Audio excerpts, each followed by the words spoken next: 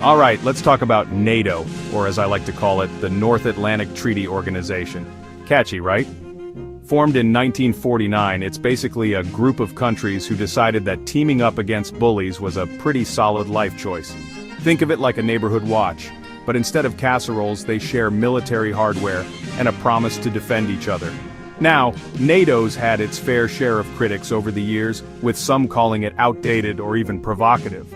But the truth is, in a world where international tensions are about as subtle as a mariachi band at a library, having a united front against aggression ain't exactly a bad thing. So, how does one get into this exclusive club of democracies? Buckle up, because it's more complicated than getting into Berghain on a Sunday morning.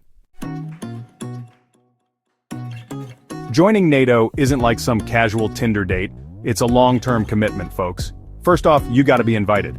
And not just by anyone, mind you, but by existing members. Think of it like a very serious game of Red Rover. Then comes the vetting process. Are you a democracy? Do you have a market economy that's not dodgier than a $3 bill? How's your military looking? Because nobody wants a teammate who brings a pool noodle to a sword fight. Once you've jumped through all those hoops, you still need unanimous approval from every single NATO member. That's right, every single one.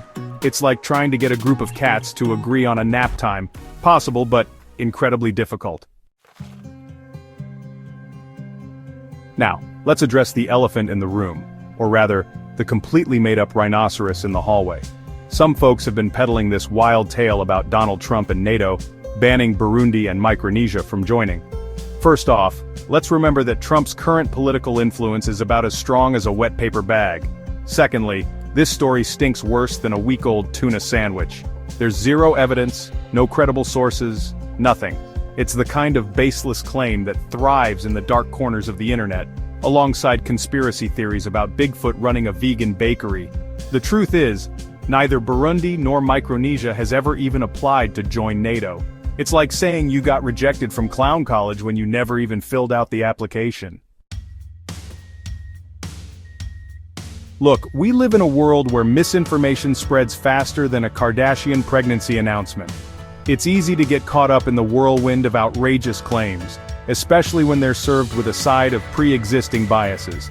But before you hit that share button, take a moment to ask yourself, is this information coming from a reliable source? Does it pass the sniff test, or does it smell fishier than a penguin enclosure at the zoo?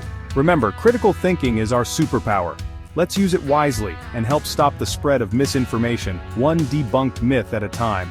And for the love of all that is holy, please stop believing everything you read on the internet.